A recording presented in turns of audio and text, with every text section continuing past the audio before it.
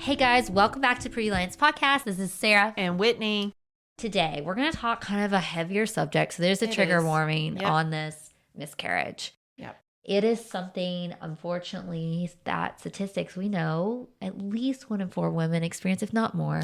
I was about to say, I think it could be more, truly, because I've known some friends of mine who have experienced a miscarriage. They knew it was a miscarriage when they were passing it at home. So therefore, it may not actually get recorded by a doctor's office. And it's a really hard thing that, people aren't really going to be they're very not going open to, about. it's not something you can accurately count the numbers for. But Correct. The thing about miscarriage is it's a loss and it's a grief.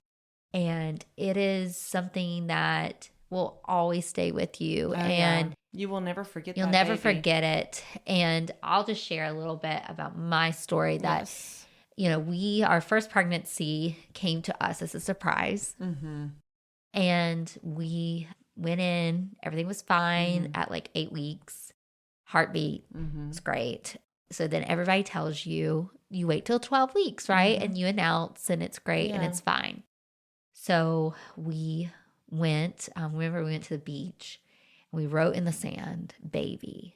And there was, I had a bottle of water. We had a bottle. I bought a bottle. And then Bill had a beer. Took it, put it on Facebook, announced it.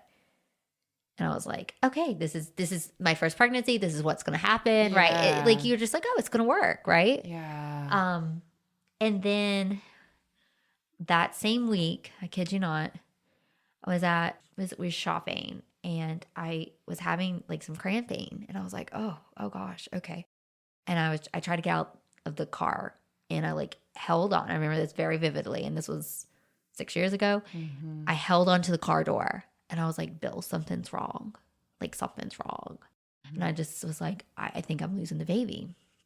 And we had known there was a girl. We had did I was going to ask if y'all blood did the blood test. test, We the did. chromosomal test. We did. And we knew it was a girl. We had named her. Her name was Ava. Mm-hmm. And I was like, this can't be happening. Like, this cannot be happening. Yeah. And he was like, okay, just rest. Like, we actually called one of Bill's attendings at the time we were in Boston. And he said, can Sarah come in? And like, my husband is with his profession. We got to go through the back door. And he was like, can we scan her? Because separate pre-miscarriage experience, I had to go to the ER. Yeah. And I'll share about that a little bit, but that was traumatic. But this one was kind of like a backdoor way. Yeah. And had its negatives too. So we got in there and I remember the ultrasound tech knew my husband from work. And it's one of those things you're just literally holding your breath because you're just like, I don't know if the baby's okay. In your head, your worst case scenario. She scanned me. I'm sitting there. I'm looking at the screen. I'm like, okay, I see a baby. I think it's fine. Like, and I can't tell that they're trying to search for a heartbeat. And there was not one. Yeah.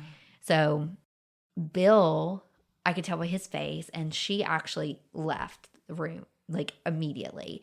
And she got the attending who Bill was working close to. He came in. I'll never forget this. He looks at Bill. He said, out. I get emotional just even saying this. And he was scanning me, like, just kept. And I was like, oh, gosh, what's going on? Exactly. Especially if they're making Bill go out very And, like, why would quickly. they make him go out? Yeah. Your support person. And I'm just laying there, and I felt like I was so, like, naively dumb. You were hoping. Yeah. And I was like, oh, my God, like, we just announced, too. Like, that shouldn't be going through my head, but it was. And well, because then you're thinking, now I have to tell people that we've lost her. And so Bill comes back in, and I'm trying to get dressed because I was in one of those horrible gowns. Uh-huh. And he just looks at me in this look, and he was just like, she's gone. And I, to this day, I mean, I have 2 children. I hate getting this upset, but it breaks me. Yeah. Well, because it's not something that you should have to go through. No, it just broke, and it still does. And I remember going home, and I called my parents, and I couldn't even talk. Yeah. And they're like, call your OB, blah, blah, blah. I was telling my parents, I'm like, please just tell everybody. I can't tell everybody. Yeah. I remember going home that night, and my husband actually was on call, and he told his senior resident, was like, can you please take my call? Sarah's had a miscarriage, and like, we just need to know the next steps. And they said, you need to man up, and didn't let him Swap swap. And I was like, wow, no one cares. That's awful. And so fast forward, they're like, we don't think you're going to pass the baby. You're going to need a DNC. Because I was 13, almost 14 weeks at that point. Yeah. I hate that. So then I had to go in to the hospital again. Of course. And to have your DNC. Have my DNC. And it is labeled as an abortion on your chart. It's a medical abortion. And I'm like, I remember I got really upset about that. And I was like, no. You're like, I didn't choose this. This is something she wanted, she was needed, everything. And I remember the anesthesiologist was making jokes. And I'm like, this is the worst day of my life. You're like, now's not the time to make jokes or be light about this. And this one nurse, she came up to me and she goes, I'm so sorry. I've experienced miscarriages too. I'm so sorry. Like this is, and I was like, That's who you needed. That's who I needed. Not someone who was like trying to just joke about the day. Cause it literally is like the worst day of my life. And I just remember I'd go to bed and I'm like, I kept being like, this is a bad dream. This is a bad dream. Had the DNC. And the OB at the time was like, it's okay. You're young. You'll get pregnant again. And I was like, what? And I just kept thinking, how I'm going to tell people I'm not pregnant again. I felt like at that time, all my friends were pregnant and like having babies and successfully. And I was like, I was the first out of my friend group to ever have a miscarriage. Yeah. And so I was like, why is this happening to me? Like, you know, there was nobody saying how do you grieve a miscarriage? I was Googling, like, how do I do this? Well, because no one really talks about No one talks miscarriage about and it. No one talks about grief. So, of course, when the two are hand in hand, there's no guidebook. No guidebook. And, you know, I was like Googling, what can you do to prevent a miscarriage? Because I was like, did I do something? And it wasn't my fault, but I was like, could I give a reason? Well, and I think oftentimes, especially with grief, if we know the why, we think that we can fix it or prevent it. Yeah. And I went into like a depression. I truly did. And I isolated. I remember the holidays were upon us. I didn't go home. I could not face my family. Yeah. My parents came up, but like my extended family, I didn't want the questions. I didn't want their comfort. I didn't want you can try again. I didn't want any of that, you know? And one of my best friend's moms, I'll never forget, came to me and she shared her miscarriage story with me. Yeah. And it was like 20, 30 years ago. Really? And me and her both looked at each other, had the same tears in our eyes. And I was like, there are so many women who have this hurt that we get each other. Oh, it's not a club anyone wants to belong to, but the support and community that is there is incredibly unique. She comforted me in a way no one else could. Correct. Because she understood. No one, and now we, you know, so in Previa, what's so important to us is if you have a miscarriage or if you have a loss, we stick with you for 3 months after, because that is, you can have depression. Absolutely. After this, postpartum depression, you can have that. And I was never screened again. I was never educated about grief, depression, loss, none of that. And there was just no resources. But once I started sharing with people, I heard so many silent Me Too's. And I was like, why are we not talking about this? Because we're experiencing this and we're isolating and we're feeling shameful. And it just really, to be truthful, it impacted me and Bill's relationship during that time. I'm sure. Because I grieved differently than him. And it was my body. And she was real to me from the first moment of the pregnancy test. So we had a hard time because then I was like, okay, I have to get pregnant right away again. And that didn't happen. Yeah. And then it became I can fix my grief by getting pregnant again. Yeah. I didn't want to sit in the loss. Oh, no. Well, it's so hard. I did not want to sit in that. And so then we ended up getting pregnant with Will, that whole experience. And then we got pregnant again and had another miscarriage. And that time It was super early. I went Were in. you here in Birmingham then? I was in Tennessee. Okay. You weren't in Boston anymore. We weren't in Boston. We were in Tennessee. So a whole new kind of healthcare system. Okay. And it was early. Like we went in super early and they're like, okay, they appeared to be twins. And I was like, oh dear Lord, help me. And then there was no heartbeats yet. And they're like, it's early. Like it was 6 weeks. And they're like, come back at like 6.5 or 7 or whatever. Yeah. Because it is hard to see it's a hard. heartbeat. So then we come back and then there was one sac. So then they're like, okay, we're not sure what's happening. And then they're like, come back because it had grown. And they're like, okay, maybe you're just way off on your date. So then I literally was having like multiple ultrasounds with this like delayed, like, am I going to grieve? Am I going to lose it? Like, what am I going to do? And then I started bleeding and I had to go in because I always had to get Rogam. Mm-hmm. Those shots. They're very painful. Oh my gosh. Second only to the shot of the steroids for the lungs that I got for Will. That I still remember that shot. Like that, I was just like, it was horrific. And it was this period of, we hadn't told many people I was pregnant. I didn't know if I was going to miscarriage again. Like I knew in my head, like I'm not announcing anything on Facebook or Instagram. No. And they could not tell me what I was going to, like, if I was going to be able to keep this baby or not. Mm-hmm. And it was like, I felt a prisoner in my body. Yeah. So then we came back in. There was no heartbeat. And then, again, we had to have a DNC. Mm-hmm. And then they thought it was a molar pregnancy. They thought one of the sacs was molar. Oh. So then I was like, oh my gosh, now am I at risk for cancer, right? Because molar pregnancies are related with cancer at times. And so then I literally had to have blood work for months after till my HCG dropped because it wasn't dropping.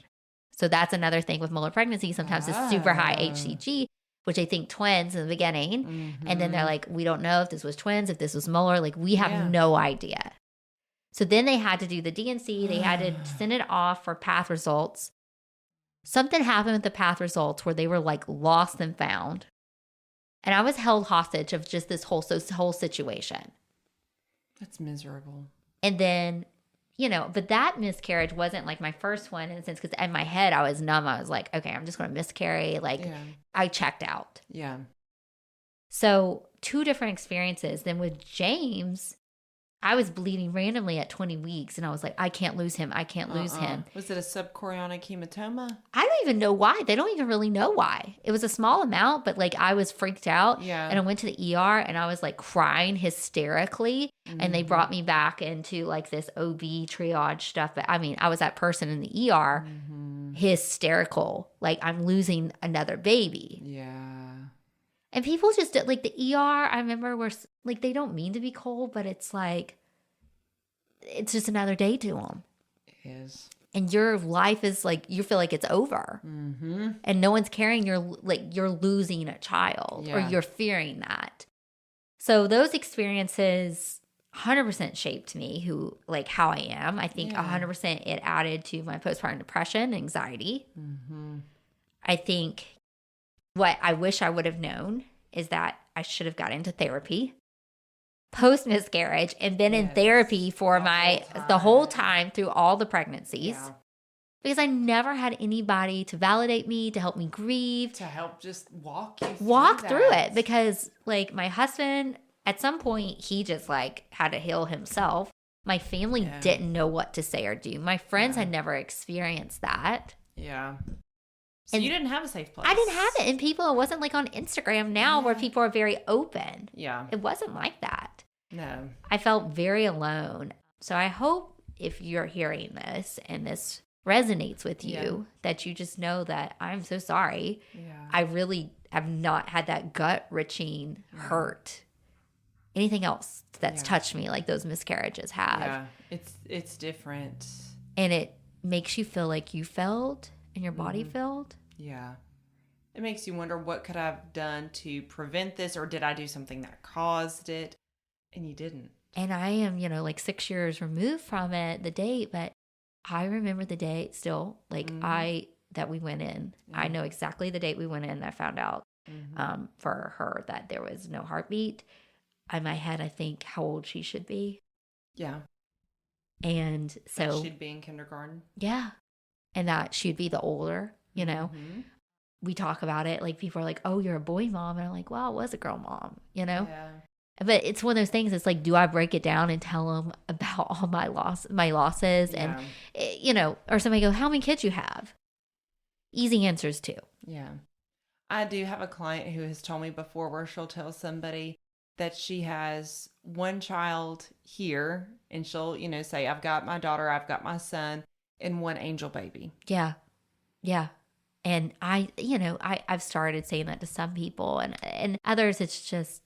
Yeah. I do think that it can help circumvent a little bit of people saying, why don't you try for another? Yeah. Or why don't you try for this gender? It's like, you've experienced loss. I need to not I don't cry. need to, I need to shut you down, or, you know. And it's not even to shut the other person down. It's to have that authenticity. Yeah. But it's also to protect you from other invasive questions. And they ask you, and it's like, when are you getting pregnant? Because then that was the question. Because when you're married, they're like, when are you getting pregnant? Blah, blah, blah. Or you have a baby. When you have another one. Welcome to the South. And you're just like, and some people I was like, you know what? I just miscarried. Yeah. I remember specifically with the miscarriage after Will. I was in the grocery store pushing around his, you know, he was waving at everybody. He was cute, you know, he was 2 or whatever.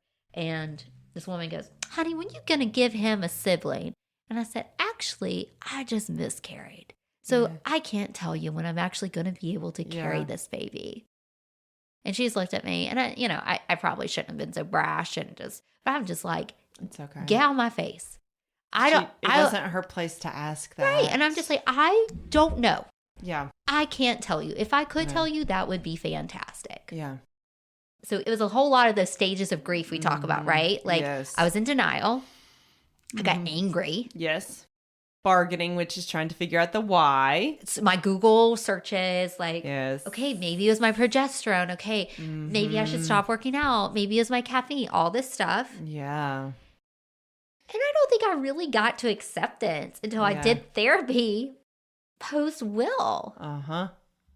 So that was like, honestly, 2.5 years. Oh, yeah. Well, and here's the thing with the stages of grief. People think that you're supposed to go through them in an order and check them off. And like, once you complete the anger stage, you'll never go back there. No. And that's not how it works. You unfortunately bounce around them like a pinball. Yeah. You know, so you can say that, yes, I've accepted this. I understand that this has happened to me. But probably on those anniversaries, you might have a flare of depression or anger. Yeah. That's appropriate. 100%. And I've shared this before, and Whitney knows this. So I feel that Ava shows to me herself in a yellow butterfly. Mm-hmm. And Whitney has her birds. I do have my birds. So we see that for each other. But I will say, in really hard moments of my life or transitional, I will always see a yellow butterfly. Mm-hmm. And I think that, say whatever you want to say about me saying that, but to me, that's what I need to know. She's there. It's a comfort. It's a comfort. And, you know, one of my friends sent me the second miscarriage. It was very thoughtful of her. She sent me this loss package, and it was like some seeds to plant for the baby. So what has helped me heal is remembering and naming and acknowledging this child or these children that I've lost, sharing, being open about it. And I think it's important to say that, like, the 2 boys I have do not replace the 2 babies I lost. Yeah. They never will. That's not their role. Mm-hmm. And a lot of people think that does that, and it does not. Yeah. Or that they're each their own person. And they'll say it to me like, well, you have 2 boys now. And I'm like, what? But I still lost my child. Yeah. And I hate to say it, I think people do tend to dismiss miscarriage versus another form of child loss. You know, so if someone... it's early. Yeah. Or so at least if someone loses a teenager in like a car accident, it's more seen. Yeah. And so people will acknowledge it as opposed to a miscarriage where they're like, well, you already had 2 other kids. Like, you're good. Uh-huh. Well, if I, knock on wood, Lord, don't let this happen. But if I lose a child that's a teen, I'm probably not going to get that question of, are you going to have another one to replace one of your daughters? No. No. I'm sorry, I can't replace them. They are their own person. And you shouldn't. And it's, no. I mean, the things that's why it's like never ask someone if they're pregnant. You don't know how many times they have tried or lost. Correct. You do not know what their struggle is. Don't ask them if they're having siblings. Don't ask. Correct. I mean, that is just none of your business. And it just happens way more than, I remember, my grandma got told about it at a baby shower. I don't know why it happened that way. And she just was like, that was impossible to hear at that moment, right? But then speaking of that, like I got triggered after that. Like I was like, I don't want to see baby showers. I don't want to see pregnancy announcements. I don't want to see your holiday cards with your cute babies that I was supposed to be having I was supposed to be this month's pregnant at this moment, or I was supposed to have her. Like that was in my head. Then I had to move past that anger. So if you guys are out there, we'll give you some tips that from a therapist's perspective and someone that's lived it that helps you heal. I think the first is to grieve. Let it out. Don't try to hold it in. Correct. And give yourself the space to grieve. It's going to be ugly. Yeah, grief is incredibly unpleasant. And it's going to be, you can't wish it away. No. And you have to. Trust me, if we could, we would. You have to go through those steps. Know that people around you, your partner, your best friend, they may not get it. No. So a therapist, a safe space, or someone that has lived that. Who's maybe not in it with you, but like been through it. That can be really important. Figure out how to name and remember your child that you lost. Realize it is a loss.